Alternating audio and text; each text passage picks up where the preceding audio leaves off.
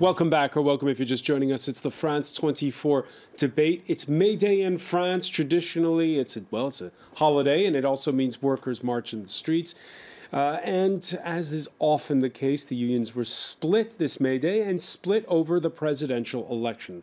Some calling to vote for Emmanuel Macron against Marine Le Pen, others saying it's not up to us to tell you what to do, or saying that, in fact, both are one as bad as the other. Let's talk about Alistair Gould, member of the CGT union. Welcome back as well to Carole Juge, who is the co-founder of June, a startup that offers home delivery of diapers, supporter of Emmanuel Macron, Jacob Hessler, entrepreneur and commentator, and Laure who is a former spokesperson but has left the movement of Nicolas Dupont-Aignan.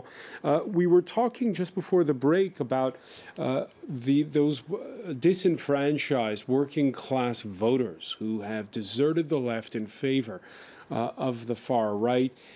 The trade unions, well, one of their, I guess, red button issues is the current labor law. Emmanuel Macron became something of an marked man when he was economy minister. It's on his watch that the government railroaded through a labor reform bill that sparked huge protests. Macron, who said in his speech in Paris this Monday that he's opening to sitting down with all trade unions and business leaders, but that he won't go back on that reform. J'ai entendu ces derniers jours. I have heard the calls over the last couple of days to change the programme, to make changes, to unite and forget to reform the labour laws. Unite by doing this or that. I won't do that. The French people have said what they think and they chose to follow the project which takes into account those reforms. I will not betray them. He won't betray them, but they did have to use a decree to get it passed through Parliament. Alistair Gould, what are your thoughts what's your reaction when you hear Emmanuel Macron speak there? Well, we've debated this before, back in June, July of last year, and he's provocative, and even when he becomes president in a week's time or 6 days' time, there will then be all this tension in debate, and at local level you'll have lots of people negotiating, and it's going to be, in a sense, more chaotic. Laure, was that the right thing to say, what he said there? We couldn't expect anything else. Is the person who went further to the right on labor laws than Nicolas Sarkozy. Nicolas Sarkozy promised to free Sunday work. Macron did it. Then he went further in constructing the workers' rights. And yet there's no surprise. He's even on the right of Nicolas Sarkozy. And there's a contradiction, because he would say, let's not have the state involved in rescuing companies, but banks, they're too big to fail. Yeah. He wouldn't have allowed these banks like RBS, etc., to fail. That's France. And that's completely different. Well, no, capital has to be protected. The money. No, not true. Not true. Has to be protected, but not. I think you are going. I think it's a bit unjust, because what we're talking about, what the real issue is not whether we protect banks or not, is what do we do with industry, with real investments. And the real question is, how can we accelerate investment in the real economy? Because France, let's not fool ourselves, is still the 6th biggest exporter in the world. It exports airplanes, technology, and it's not doing so bad. So let's not sort of flagellate ourselves and say everything is horrible. The precise issue, I think, and what we had this labor law debate, is that the current way the labor law and the financing of the Social Security is set up is favoring a phenomenon of insider-outsider. It protects a smaller and smaller and older group against a larger and larger younger group, which gets excluded, and which unfortunately believes that if it protests hard enough to enter into what the old guys have, it can survive. And I think that that's a total illusion. And nobody has the guts to go out and say that. And that is, in my view, the real problem, is that the young people are being told, yeah, if you only protest for the older people's pensions, then you will see when you get old, you'll get it too, when in fact it's just not true. There is not enough money. Now, that doesn't mean that I'm in favor of dismantling Social Security, not at all, or a comprehensive health insurance system. I think is that there needs to be a system, and I think to address the issue that today labor is being punished. It's being punished fiscally, it's being punished by the way the labor contracts are set up. Young people, why is it that they all only have these short-term contracts? That's because there is a complete disparity in the way the labor contract law has been set up, and that needs to be cleared in favor of a universal, simple, fair labor law. Now, is the one that we have the best, and particularly is the way they went about it? Well, I think it was a terrible way of going by decree, but of course they went at it way, way, way too late. They did that in the last year. After 4 years of doing nothing, suddenly they come up with this idea, oh, let's change, and then it can't be quick enough. Of course, that doesn't work. But there's two things about Macron's approach that you're maybe missing there. He's all about supply side. Where is the talk of demand, creating demand, some type of infrastructure investment? Yeah, infrastructure. And the second point is, it is that the euro's too highly priced for France. Yeah. But the trouble is, we can't float.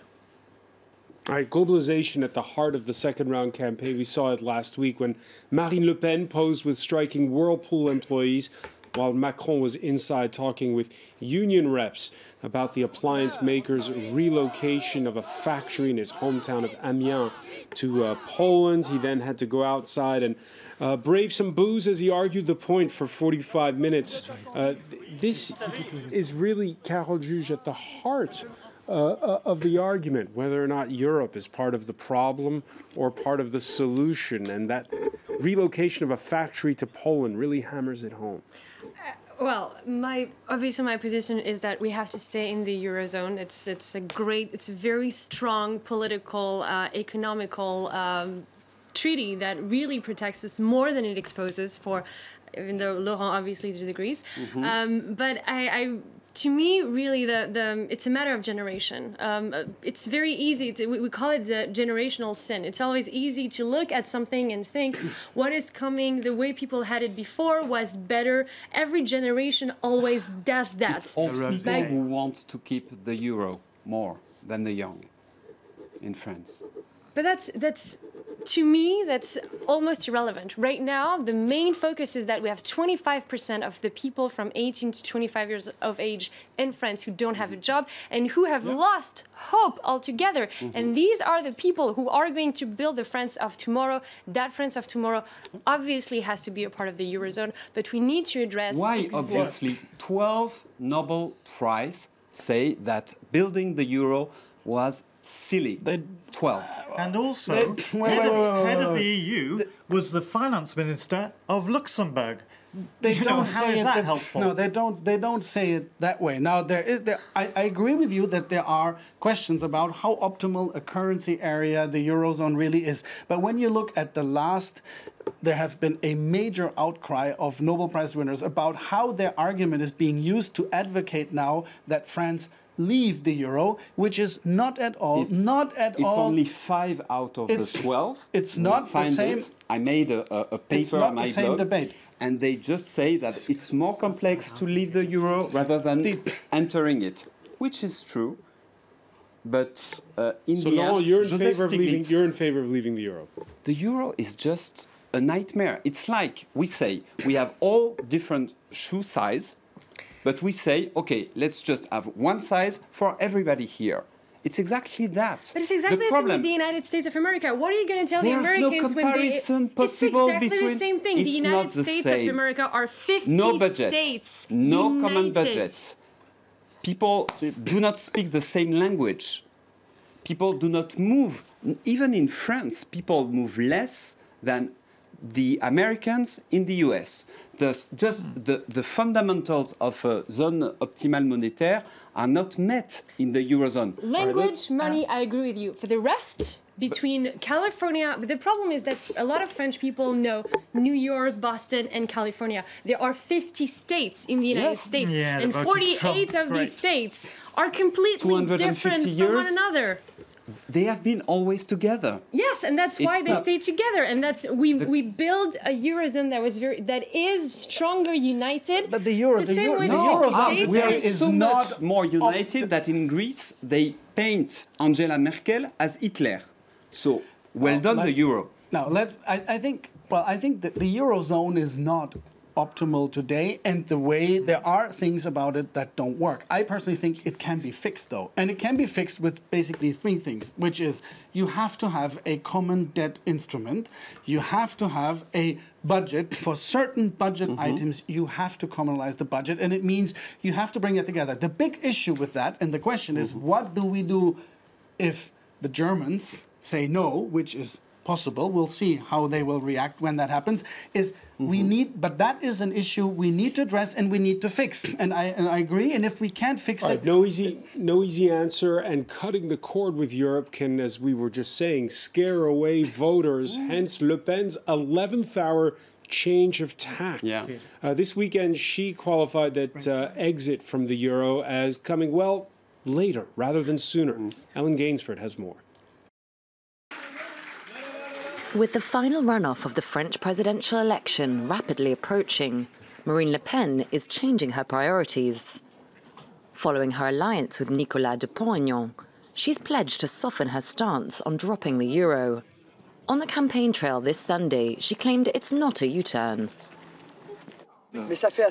I've been requesting a transition from the single currency to the common currency for a while now. Therefore, there is no contradiction. Yes, I believe we can keep the euro as a common currency. In an interview with French newspaper Le Parisien this Sunday, she confirmed her new, less extreme approach. Rather than quitting the euro outright, she's proposing the use of two currencies, one national for use only in France, while still maintaining the single currency for international transactions.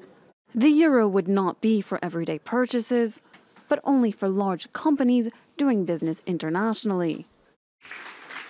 For some political commentators, with this last-minute change of stance, Le Pen hopes to avoid scaring off voters worried at how leaving the euro could affect their savings. It's clearly a tactic. It's an attempt to rally a specific section of the electorate, the over 60s. These voters who have savings do not want an overhaul of the monetary system. According to a study carried out by Ipsos, only 10% of the over 70s voted for Marine Le Pen in the first round of the French election. Laure Herblay, your reaction to Marine Le Pen's proposal?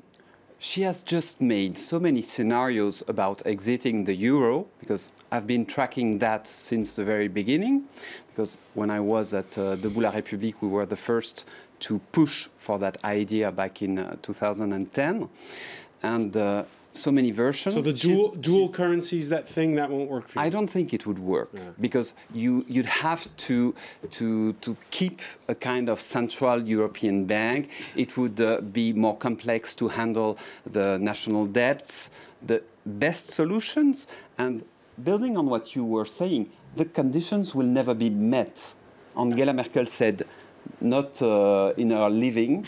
And even Stiglitz said that in the end... Wait till we have elections in Germany. I think once they're over, the whole, the cards will be remixed, but I think also the policy agenda will be a different one. Well, right now, everyone is stuck in its national election constraints, which make true policy change impossible. And the Germans say these stupid things about the deficit. We had that in Greece. That's 5 true years about ago. Nothing, domestic elections are going to affect the next 6 months. But one of the problems with the EU is that we've got countries playing against and playing off each other in terms of attracting business and setting business rate tax. And I don't see until you have some... So is that an argument for more Europe, more tax harmonization, a common European budget, or for less Europe? Well, ideally, you'd have some worker solidarity across Europe. That was the theoretic. But at the moment, we seem too nationalistic to to come to that. So, in the meantime, we have to look at this inequality of taxation, which also maybe leads to inequality of their income, which is the real problem we're talking about, the inequality of incomes. Yeah, taxation is a huge issue, and I agree the fact that many of the American internet companies do not pay taxes in Europe, or that the company, actually it's not so much Luxembourg, it's the worst thing is the Dutch-Irish sandwich, as it's called. There's a triple holding company back and forth where basically they all have amassed 150 billion, or no more trillion, US dollars offshore. That is scandalous, but it is Europe's fault, incapable of organizing a proper taxation. I mean, Carole Juge, really, as an entrepreneur, how do you give the euro back its luster? I guess France, and then, France is such a strong, exactly what Jacob mentioned earlier, France is still a strong economy, and there's no reason to be completely alarmist about the future of France. I do believe that the euro is something that must remain. I'm appalled by the declaration of Marine Le Pen. I think right now she could promise 0-calorie Nutella if it got her elected. So to me, the ambivalence between, let's leave the euro, not the euro, I think people should not believe that. People should just stick to what has been working so far, and unfortunately, it has not been working. On which dimension has it been Diplomatic. working? No, it has worked. Diplomatic? Diplomatic, do you know what happened to Europe before the Eurozone? What? The Second World War? I don't know. It has. It's not because the euro. It's a very strong diplomat. The Union is a very strong diplomatic ties. It's exactly the example I mentioned with the United States. The only one time the United States were disunited were the Civil War. It's a very strong diplomatic tie. And you can argue that economically speaking, maybe it does not make sense. But from the diplomatic standpoint, it makes 100% sense. Does it make business sense? To me, it makes business sense, but at the same time, I'm not an economist. I'm a startup CEO, so I would tell you that right now, my company is in France. If it were in Germany, if it were, I don't know, in Italy, in Spain, the difference might not be gigantic. If it were in the United States, it would probably be a bit different because we have less taxes on salaries in the US, but that's about it. But I think that the points where it does make sense, if I'll try to argue the case, is number one, it just makes life easier for everyone. In fact, that the euro combined with the ease of operations, the ease of operations for handling financial transaction, having expectation security about payments. It doesn't matter if I sell to a client in Germany or I sell to a client in Italy, whereas if I sell to a client in Switzerland or in the UK, I do have currency risk. So it takes that out. The second point is it does, and it has, through its low-interest environment. Now, countries have profited from what you could say a Germany-induced low-interest environment, and that with, so you can say, the strong euro is too strong if you want to export, but it's very nice and strong if you import iPhones and all other goods that you import. Now, the problem is that the asymmetry in the exporting countries has not worked so well because we have, and I think Germany has been free-riding on some of the other countries and hasn't been giving back through common infrastructure investment that would enable other countries to catch up faster. And I think so. As you see, I'm in favor of the euro, but I do not think that sort of German austerity policy has really helped Europe, and I think it needs to be changed. Before we go, because we're running low on time, Alistair Gould, I got to ask you, as the Briton in the room here, we have a polarized United States of America right now. We saw a very bitter campaign for Brexit in the UK. There was even a member of Parliament who was shot dead. Here in France, what's your view? Are you seeing similarities in this campaign? What's your sentiment on this campaign? Well, Michael Heseltine, who is a well-known conservative minister of decades of experience, he says the problem with referendums are that people kick for the wrong issues, really. Right, but here in France, it's not a referendum, it's a presidential election. Are you seeing... Of course, I know that, but I think possibly people are doing a protest vote in the same way as... They're treating it as a referendum. Yeah. Maybe. And are you sensing the same sort of exacerbation that's going to be hard afterwards to get everybody around the table to flesh things out? Yes. Are you feeling the same thing, Carole? No, I'm Is it bitter? I think the tone of the campaign. Definitely, the campaign was oh God, it was awful. But I'm honestly very hopeful for what's to come. Obviously, we, the young generation, believe in innovation, believe in the power of change. So of course, we are hopeful that things will get better. History has repeatedly proven that it gets better. Progress is about change. Change brings positive stuff. Ask the white American middle class who is earning less than 40 years ago. Yes, but so they earn progress less has stopped for 50% of the population, almost, but that has in many to do countries. with trade. And we are just turning our eyes on that. For the moment, I think that the population is pretty nice about it.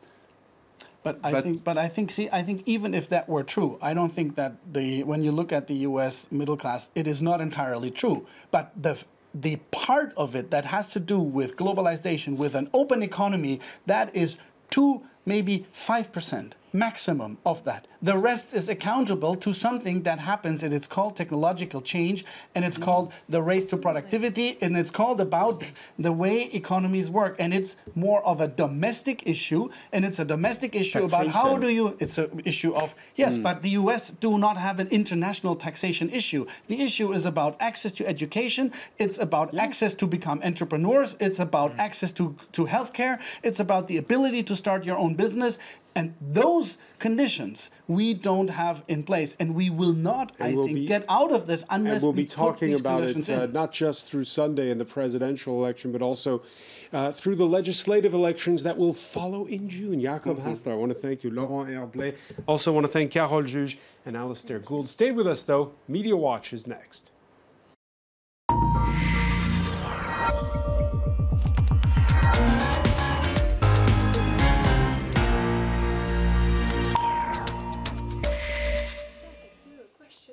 And we say hello to Emma James. Hi there. Do you agree with what I said about the diplomatic stuff? Emma, the discussion goes on. The discussion continues. Please pay attention, please. Thank you. We're live on television. Emma, the May Day rallies, we were talking about, a divisive campaign, a splintered one. How's it panned out on social media, this May Day in France? Well, it's very interesting to take a look at what's out there because, of course, it is one of the 2 great traditions of May the 1st. The other, of course, is to give a sprig of lily of the valley to your neighbours. And Laure, the cartoonist, this is his vision of France now. Lily of the valley taking its own life. A very, very gloomy image of France right now as he sees it. And under his breath, Jacob Hassler saying that it was Pétain. Yes, it used to be the églantine, the red symbol of communism, and then under Pétain it was changed to be the muguet, to be that flower, in an attempt to de-workerize the 1st of May flower. He's ruining our tradition, but go ahead, Emma. That's quite all right. Yes, hundreds of thousands of people out on the streets. The figures vary depending on who you're looking at. Certainly the Interior Ministry putting the figure at 142,000 across the country, which does seem a little bit on the low side. There are so many different protests, it can be hard to keep across who is actually for or against what. Yeah, this is interesting because, look, we have, in this rally, we see European flags as well. It's a sort of a mix, right? Yes, well, this one is very much a no to Marine Le Pen. If we look at the words that go with it, thousands and thousands of protesters reunited to say no to Marine Le Pen, and you do see there is a banner at the front that says that. So that's one of the easier ones to decrypt. This picture shows it's the ninis again, the neither nor, neither Le Pen, enemy of the workers, neither Macron, friend of the bosses.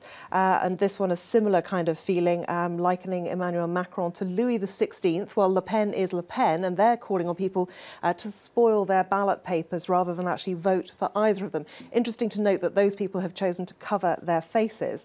One with a ski mask, ski goggles. Yes, absolutely. Well, those are quite useful once the tear gas gets going, because I can tell you now, when the police start using that, it is pretty difficult to sort of see and to breathe, and the ski goggles do help. It's interesting with all the anti-capitalist sentiment out there. This was not a day to leave your Porsche out on the streets of Paris. As you can see, that has been covered with stickers. I'm not sure how easy those are going to be to get off. However, you have to say that it's not just anti-capitalism, because they also set fire to a scooter. It was also a bad day to be a traffic light, bizarrely. Quite why they feel the need to vent their anger against them, who knows. And this one, I think, is particularly sad, really. Emmaüs, a shop of theirs, was vandalised. Now, Emmaüs is an organisation that helps some of the poorest people in France. And the fact that that's targeted has really made some people feel really quite upset. This person says that far from the thugs, the citizen gathering have some lovely slogans and not projectiles, and you can see peace and love and l'affront national, the affront to the nation. And looking elsewhere, this last one is probably my favourite of all. 1984 is not an instruction manual, talking, of course, about the novel. All right. Well, I want to thank you for that, Emma James. I want to thank our panel once again. Thank you for being with us here in the France 24 debate, and we'll have more on our website, france24.com.